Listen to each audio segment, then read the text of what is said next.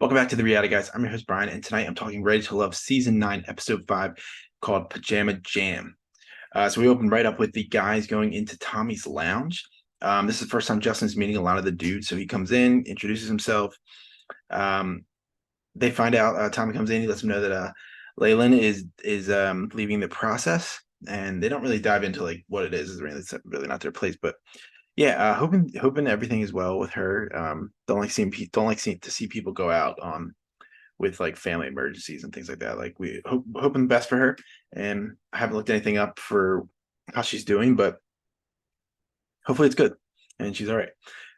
So Tommy lets them know they're going to do an old school pajama party, and the theme of this week is intimacy and chemistry. So there's plenty of might be forced intimacy at this pajama party, but we'll get there. So we're going to go right on to a couple single dates right off the bat. Dominique and Alexis, they go to the stretch lab and basically laying on like a table next to each other. And they have somebody like stretching them out, doing some stuff. Make some jokes about like, hey, I might fart. He's also not very flexible, which is, I mean, most guys aren't. I'm not very flexible either. And yeah, I thought the date went well. We didn't really see Dominique last week, so it's good to see him to get hear a little bit more about him outside of the setting. Because really, what I remember is he was really only really talking to Mika, so good for him to branch out to somebody else. Next one is LaRon and Vanessa, and they're doing paddleboard yoga. So a lot of yoga stretching things for dates. So basically, they have to go out on a paddleboard and do their yoga there. So that, I mean, LeBron was struggling. I mean, I think I would have struggled too because I mean, it wasn't like this is a massive paddleboard. This is just like a regular ass paddleboard. So even if you just move in the water, you can fall right in. I mean, Vanessa, who showed up in like yoga clothes, she almost fell one time. But yeah, I wrote down that looked very difficult. I would definitely struggle with this. This is not a date I would go on if I hadn't done yoga like probably 20 times before. Because, whew, that was tough. That was tough.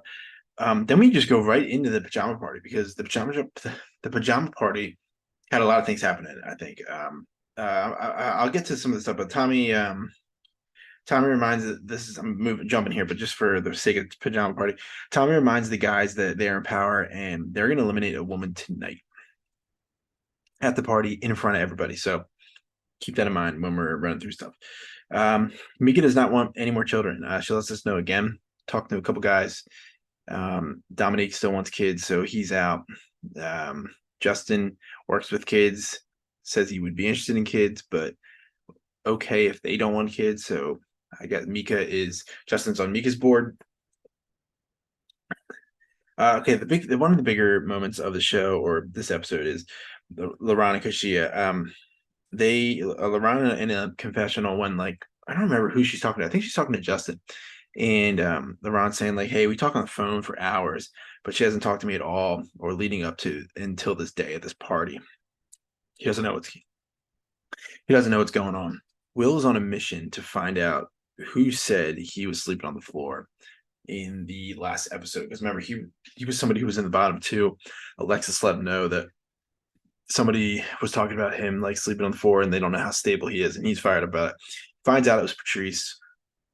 It sounds like just phone call mismanagement, honestly, like or miscommunication. I guess they must talk on the phone a lot. Like this is something that obviously we don't see. I wonder if the older seasons you saw more of these phone calls, but we don't see the phone calls at all. So you don't know what's being said because we only hear about really the bad stuff. We never really hear about like you hear about the good stuff, like oh we talk on the phone, it's good, but they really only like focus on the bad stuff in like interactions on this show. LaRon pulls Kashia, and it's not going great. They sit down at a table. She's trying to talk to him. He thinks he's not listening. Maya comes up and basically calls him like a party boy. And he gets distracted easily. Goes over to her, is like talking in her ear, laughing, and she's definitely because she is upset. And Chaz eventually sits down next to her and she starts like crying and he's like, I don't like LaRon's like, I don't want to hear it. And Chaz is at one point, it's like, hey, like, can I try to say something? And then he LaRon's not having any of it. He walks away. Chaz goes and tries to talk to LaRon. Even Justin kind of throws in his 2 cents as well, and he's like, "Yeah, I thought Chaz was giving him good advice. Like, look, like you can't, you're not listening if you're doing like you're not really you're not going across that you're listening to what she's saying. He's saying like, hey, I am listening, but it's just dumb, and it's like, yeah, it's not a good look, not a good look for him. Lauren even says in confessional that Chaz made good points when he was talking to him later, like after the I guess the argument.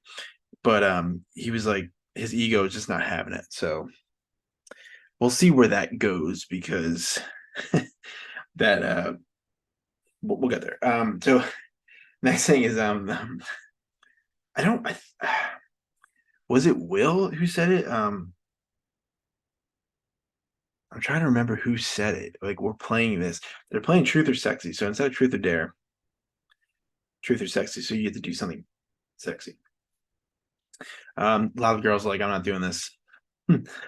So Patrice has to say who she thinks is the sexiest man, and it's Chaz. Chaz asks her that question. He brings her over to the couch, gets all close, and is like, "Who is the sexiest guy?" She says Chaz, and then she says confessional that pretty much all the women think this. So I was unaware of this, but good for Chaz. Kashia has to give like who her best connection is, and she says it's LaRon. It's still her top connection, despite what we saw at the table interaction where she was crying. Mika dares Maya. So Maya does say, well, I'll do something sexy. And this is Mika's words. Mika told Maya that she has to throw that thing on who she is least connected with. And she chooses Justin. And Justin pretty funny, I will admit. Like somebody, I don't forget calling him like he seems like a jokester, but I mean I think Justin's really cool. I like what I'm seeing from him. I think he's funny. I think his confessionals are good. He's like if this is what she does when if this is what she does when she doesn't like somebody, I want to see what it's like when she does. And I was like, shit. um, Will has to kiss the foot of his strongest connection. And he's like, oh, do I need to lick it? And you got to remember, there's a couple guys in this cast who like feet. And one of them is Jonathan. And Jonathan's standing next to me. He's like, oh, if you want me to do that, I'll do it. Because, I mean, he's fiending to lick a foot. And he kisses Alexis's foot. And I think it was Jonathan who's critiquing him. He's like, he wasn't even kissing her. He put his hand down and like kissed it and then patted her like shin. It's like, all right, dude, like we get it. You like feet. And then this is where it starts getting a little crazy. And I wonder if this is all that like they did or like we just didn't see some of them because Jonathan has to whisper sweet nothings in someone's ear, and he chooses Alexis, and he pulls her over and he makes her like he sits down on the there's like an ottoman between everybody. He sits down on the ottoman like I'm sitting in this chair, and he like picks her up and like so now she's straddling him like legs are like here on like this part, and he's like pulling her real close. Like honestly, it looks like they're honestly just having sex, and he's in there like I thought he was kissing her, and he was just whispering in her ear, but he looked like he was like sucking on her ear, like he was like right up in there, and the guys had to like pull her off of him. She's like, she was really uncomfortable. And I don't blame her. It was that he said he did say in the confession that he was pretty drunk. He was a few drinks in, but Tommy conveniently shows up after that. I'm sure that Alexis was hoping that Tommy would have showed up like 2 minutes before that, but and he says it's time for the girls to step outside and the guys need to talk about what they're going to do tonight, who they're going to eliminate. So we like normal. We will run down who I have a list of like who Tommy asked, like who they like, and then who they dislike. Jonathan's yes, Jonathan. There's first he's like I like Alexis, and Will in a confessional, which I laughed out loud. I was like Will said he was doing pretty Ricky stuff to her, and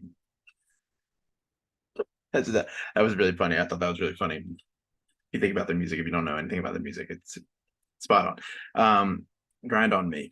So Will likes Alexis, Dominique likes Alexis, Chas likes Vanessa, Alonzo likes Patrice, William likes Maya, Justin likes Mika, and Laron likes Kushia. So nothing really surprising there. I mean, Dominique, I thought liked Mika, but I think when they originally had their conversation in episodes like 1 or 2, they probably didn't have the kid talk because she liked him, but we didn't really. I thought he's like they might not have had that conversation, so he I guess moved on to Alexis because he did go on a date with her. It was a good date. So the for the women they don't like, Chaz does not like Mika, William does not like Mika, Jonathan does not like Mika, and the reason they don't really like Mika is not because she's off-putting. They just like see her more as like a homie, is what they say later. Well, when when they have to give out their info, like why they the bottom two or who they are, and but I don't know. I mean, a lot of these guys are old. I don't know why you want. I guess if you don't have kids, you don't have kids. But man, I mean, I'm only 30. I'm only 33, and I don't know. I couldn't imagine having kids when I'm 40, baby kids. Yeah. So I don't know. I think Mika is really good looking, and we'll see what happens. Justin doesn't like Vanessa, and Justin he made a good point. He's like, I've only been here for like a minute, so I only pick somebody because I haven't talked to her. So he doesn't really truly not like this person. He just hasn't had a chance to speak with her yet. LaRon does not like Alexis. Dominique does not like Koshia. Will doesn't like Koshia, and Alonzo doesn't like Koshia. And Will and Alonzo really they have not had great interactions like that have been on camera. Like Alonzo did probably step over the line with whatever they were talking about on the phone last week, but I think it's the way that she reacted after she was told this information. And I mean, Kashia just doesn't like Will at all. Like she thinks he's like a fake dude. So that comes up in a second. So go outside. The girls, the guys go outside. Then Will has to break the news on who are the bottom two women, and it's between Mika and Kashia. And the guys say that Mika is like the homie. So, like I said, like they see her more as a friend. Like she's really cool. They have nothing really bad to say about her. They're just like not getting that romantic connection. I think it's really because a lot of these guys still want to have kids, and she's like, I do not want to have any more kids, which I totally get. And he said Kashia is off-putting sometimes with her comments, and like she's talking about like and even in her confessional, she's saying like, "Oh, we got the fakest dude of them all. Will breaking the news. He's got fake chains. He's like fake. I don't know if she said he's a fake gangster or something like that, but she called him a couple things that was just kind of like, all right, we get it. You don't like the dude, and I mean, she's been in the bottom twice, so we will see. I read that she's crushing him in the confessional, and we end on a cliffhanger. So I'm not mad at that. Like, I'm really interested to see what happens. Um, the trailer didn't really show either of those women, and that's definitely on purpose because that would ruin the week long tease we need to wait for. But yeah, I thought it was a good episode. Again, like the suggestion to watch the show, really appreciate it. Really enjoy the show. Probably one of my favorite shows that I'm watching currently, especially for as far as a dating show. It's like way better than The Bachelor. It's way better than a lot of the stuff that we see normally. It doesn't seem fake to me. That's why I kind of like it. Yeah, but this should be out tomorrow. So like I'll probably drop this on Saturday. So obviously you'll be seeing it then. I dropped the latest episode of Love Line All Stars before this one, and we'll have a Jersey Shore series Family Vacation season 7 premiere probably to maybe before the end of this weekend, and we have some other stuff coming out. So stay tuned. And like I always say, if you have a suggestion, drop it in the comments. I'll definitely check it out, give it a watch, maybe even do a review. And thanks for watching, and I appreciate all of your views, feedback, comments, all of it. It means a lot over here. And hope you guys have an awesome weekend, and see you later. Bye.